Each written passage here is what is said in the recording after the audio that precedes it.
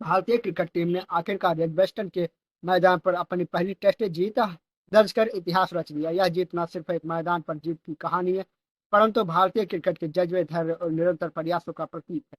1967 से लेकर अब तक भारत ने एजबेस्टन में 8 टेस्ट मैच खेले, लेकिन जीत कभी नसीब नहीं हुई। इस बार 68 साल के लंबे इंतजार के बाद शुभमन गिल की कप्तानी में भारत ने इंग्लैंड को 336 रनों से हराकर यह सूखा खत्म कर दिया। मैच की शुरुआत से ही भारतीय टीम ने आक्रामक व्यवहार किया और पहली पारी में शुभमन गिल ने शानदार 269 रन बनाए, जिससे भारत 587 रन का विपुल स्कोर खड़ा किया।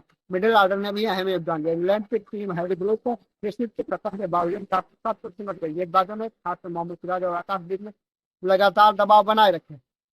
आकाशदीप ने मैच में कुल 10 विकेट झटके और पहली पारी में 4, दूसरी में 6 विकेट। इंग्लैंड की रीढ़ की हड्डी तोड़ दी। दूसरी पारी में भारत ने आक्रामक बल्लेबाजी जारी रखी और 427 पर 6 बनाकर घोषित कर दी।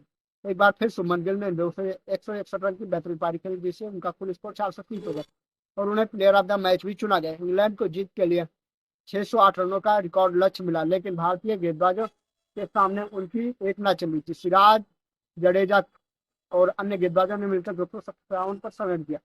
350 रनों 336 से ऐतिहासिक जीत दर्ज कराई। यह जीत भारतीय क्रिकेट के लिए बेहद खास है। एजबेस्टन में लगातार हार और ड्रा के बाद पहली जीत का स्वाद चखना भारतीय टीम के आत्मविश्वास को नई ऊंचाइयां देता है। इससे पहले भारत यहाँ 7 बार हारा और एक बार मैच ड्रा रहा। इस जीत के साथ भारत ने इंग्लैंड में अपनी 10वीं जीत दर्ज की और टेस्ट क्रिकेट इतिहास में सबसे ज्यादा अलग अलग मैदानों पर जीत दर्ज करने का अपना रिकॉर्ड भी मजबूत किया। भारत अब तक 85 अलग अलग टेस्ट मैदानों पर खेल चुका है, जिसमें 60 पर जीत दर्ज कर चुका, जो किसी भी टेस्ट टीम से ज्यादा है। शुभमन गिल की कप्तानी में मिली यह पहली टेस्ट जीत है और इससे वह खिलाड़ियों को भी बड़ा संदेश गया कि धैर्य, मेहनत और टीम वर्क से कोई भी इतिहास बदला जा सकता है। आकाशदीप की गेंदबाजी, गिल की बल्लेबाजी और पूरी टीम का जज्बा इस जीत का असली हीरो रहे। एजबेस्टन यह जीत भारतीय क्रिकेट इतिहास में हमेशा याद रखी जाएगी, एक प्रतीक के तौर पर कि असंभव कुछ भी नहीं, बस जरूरत है कि विश्वास और निरंतर प्रयास की, जिससे जमीन से उठकर आकाश छूने की कहानी है आकाशदीप की। पिता नहीं चाहते थे कि बेटा क्रिकेटर बने, इसलिए बचपन से उनकी और कोई सपोर्ट नहीं मिला। कहा जाता है कि उनके हम उम्र दोस्तों के माँ बाप कहा करते थे, आकाश के साथ मत रहा करो, उसकी संगत सही नहीं है।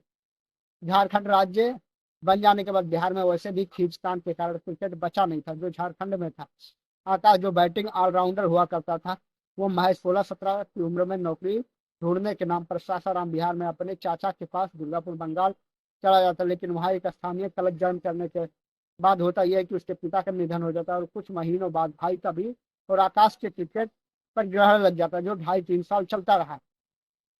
फिर जब आकाश वापसी करते तो वो फैसला करते थे गेंदबाज बनने का। बंगाल की अंडर 23 टीम में सिलेक्शन होता, फिर 20 लाख में ही सही आईपीएल में भी खरीदे जाते हैं। पिछले साल ही बुमराह की जगह टेस्ट कैप मिली और रांची में हुए अपने पहले टेस्ट की पहली ही पारी में 3 विकेट लेते, तो जिससे दोनों ओपनर और वन डाउन का विकेट शामिल होता है, जिसमें एक खिलाड़ी के होते टेस्ट के सिरदर्द बेन डकेट इस टेस्ट में दोनों पारियों में आकाश का शिकार बने। इस मैच की पहली पारी में इंग्लैंड को दबाव में ही आकाश लेकर आए, फिर जब 5 विकेट लेकर सूखा खत्म किया, आकाश ने तो शिकार बना। आकाश ने ही इंग्लैंड की पारी को तहस नहस कर दिया। बॉलिंग ही नहीं, ब्रिस्बेन टेस्ट में ऑस्ट्रेलिया के खिलाफ आकाश ने ही अंत में बुमराह के साथ टिककर फॉलोऑन से बचाया था। इस मैच में गिल ने बहुत ज्यादा रन किए थे, लेकिन कहीं आकाश ने 10 विकेट जीत सुनिश्चित की। हमारी बेजान और पिच पर ऐसी गेंदबाजी हुई तो अब लग रहा है कि भारत को एक नई जोड़ी मिल गई, आकाश और सिराज की। बस इन पर ध्यान देने की आवश्यकता है। इन सारे खिलाड़ियों के विषय में आपकी क्या राय, कमेंट सेक्शन में से बताएं। भारत को बहुत शानदार जीत मिली।